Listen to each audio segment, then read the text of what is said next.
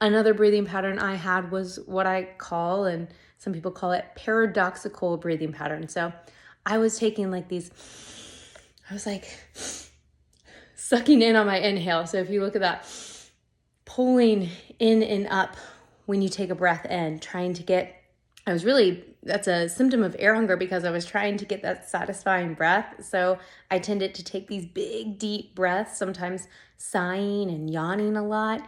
And so that was fueling my overbreathing pattern because it is biomechanically speaking, you're not using your respiratory diaphragm muscles, you're using your secondary breathing muscles more. And so these secondary breathing muscles even stimulate the nervous system more, but you get into a compensation pattern, a habit of movement, and breathing is a movement.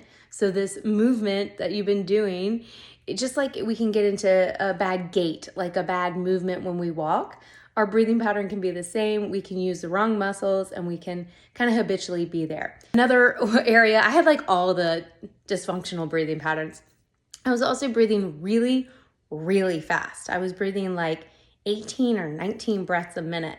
So right there, that's just like a low-grade hyperventilation right there. And so I knew I was breathing wrong. My background is in wellness. I'm a physiologist. I'm a yoga instructor. I've been practicing this stuff long before I had air hunger and panic attacks. And so I knew I was breathing wrong. And I knew when I went to the doctors, I did get all the tests, and I always recommend that, like definitely get checked out. But doctors just kept wanting to put me on medication. I was anxious, for sure. And there was things that I was doing that was feeding my anxiety, but I was also just very anxious about my breath. So that's my story a little bit. And I just wanted to kind of get on here and share and speak to anybody who is going through that.